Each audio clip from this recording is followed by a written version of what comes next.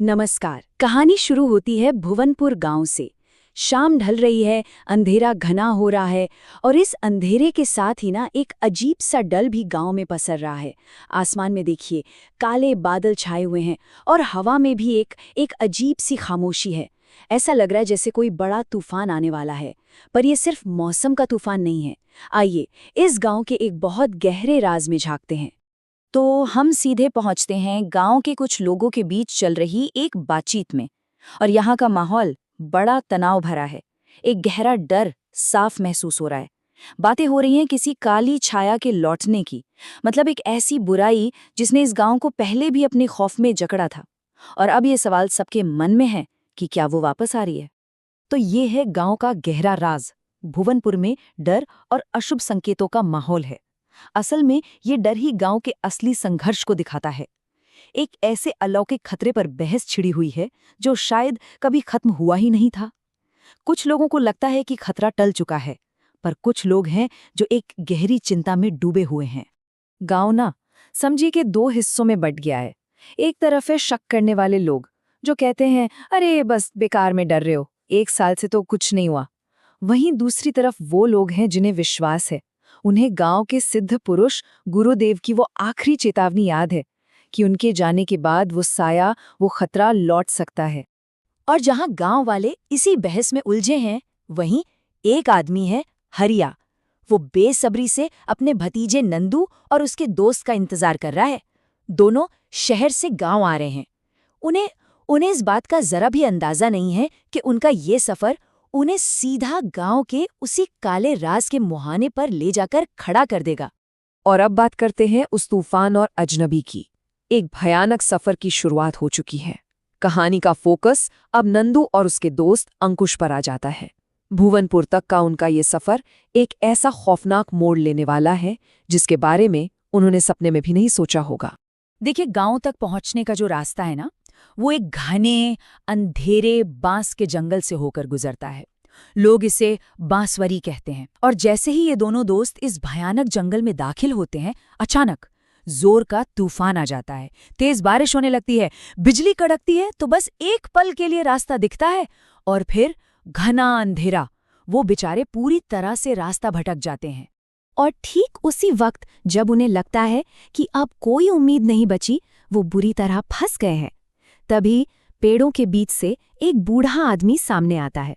वो पूछता है, क्या हुआ बच्चों, इस तूफान में इतनी रात को यहाँ क्या कर रहे हो? और उन्हें तूफान से बचाने के लिए मदद की पेशकश करता है। लेकिन क्या ये सच में मदद है या एक जाल? ये एक तरह से मौत को बुलावा था। कसाई की झोपड़ी के अंदर का वो मंजर। खैर, नंदू और अंकुश बेचारे पूरी तरह बेबस थे। उनके पास कोई और रास्ता भी तो नहीं था। तो वो उस अजनबी के पीछे पीछे चल पड़ते हैं, जंगल के और भी गहरे और भी अंधेरे हिस्से में बनी एक टूटी फूटी झोपड़ी की तरफ। और बस यहीं पे सब कुछ एक झटके में बदल जाता है। झोपड़ी के अंदर जाते ही उस बूढ़े का वो रहमदिल चेहरा एक खौफनाक रूप ले लेता है। वो चिल्लाकर कहता है, ऐ कालीचरण, देख तेरे लिए क्या लाया हूँ। कितने साल बाद मुझे भी ताजा शिकार मिले हैं। और ये कहते ही वो अचानक हवा में गायब हो जाता है। अब ये पिशाच क्या है? दक्षिण एशियाई लोक कथाओं में ना पिशाच एक दुष्ट मांस खाने वाला राक्षस होता है। ऐसा माना जाता है कि जो लोग जिंदगी बुरे काम करते हैं, उनकी आत्मा मरने के बाद पिशाच बन जाती है। तो उस झोपड़ी के अंधेरे से एक ऐसा ही भयानक जीव, एक पिशाच, सामने आता है। अब जाकर नंदू और अंकुश को एहसास होता है कि मदद तो सिर्फ एक बहाना था, उन्हें तो जाल में फंसाया गया है। वो शिकार बन चुके थे। और ये होती है कसाई की खौफनाक वापसी। अब जान बचाने की जद्दोजहद शुरू होती है। ये खौफनाक मुठभेड़ अब अपने चरम पर है। उस जीव के भयानक इरादे अब बिल्कुल साफ हैं और बचने का कोई रास्ता नजर नहीं आ रहा। वो पिशाच चीखता है, अब तुम्हारी किडनी, आंखें सब निकालकर बाकी मांस और हड्डियां चबा चबा कर खाऊंगा। जरा सोचिए, उसका मकसद सिर्फ मारना नहीं था, बल्कि उनके अंग निकालना था। ये कोई मामूली हमला नहीं था, ये एक सोची समझी बेहद क्रूर साजिश थी। और इसी पल उस बेइंतहा खौफ के बीच नंदू और अंकुश को अपनी भयानक गलती का एहसास होता है। नंदू चिल्लाता है, उस बूढ़े ने हमें जाल में फंसाया था, हमें अभी भागना होगा। वो समझ जाते हैं कि वो कोई रहमदिल बूढ़ा नहीं बल्कि एक शिकारी था और वो इसके जाल में फंस चुके हैं। पर वो पिशाच उन्हें कहाँ जाने देता। वो चीखता है, भागोगे कहाँ? मेरे यहाँ जो आता है उसकी किडनी और आंखें निकाले बिना मैं जाने नहीं देता। और फिर शुरू होती है जान बचाने की दौड़। वो दोनों अंधेरे जंगल में पागलों की तरह भागते हैं और वो पिशाच उनके पीछे। किसी तरह वो जंगल से बाहर तो निकल जाते हैं, लेकिन खौफ और थकान से इतने टूट जाते हैं कि वहीं बेहोश होकर गिर पड़ते हैं। तो ये थी अंकचोरों की कहानी, और अब सच का खुलासा होने वाला है। अगली सुबह जब नंदू और अंकुश की आंखें खुलती हैं तो वो खुद को अपने मामा के घर में सुरक्षित पाते हैं, और यहीं पर बांसवारी के उस भयानक साये के पीछे की पूरी खौफनाक कहानी उनके सामने आती है। तो हुआ ये था, आज से करीब 2 साल पहले गांव से लोग बड़े अजीब तरीके से गायब होने लगे। फिर एक दिन खुलासा हुआ, कालीचरण और गुड्डू नाम के 2 लोग जो अंग तस्करी करते थे, उन्हें बांसवारी में एक शिकार के अंग निकालते हुए रंगे हाथों पकड़ लिया गया। बस फिर क्या था, गुस्साई भीड़ में दोनों को वहीं मौके पर ही मार डाला। लेकिन किस्सा यहाँ खत्म नहीं हुआ।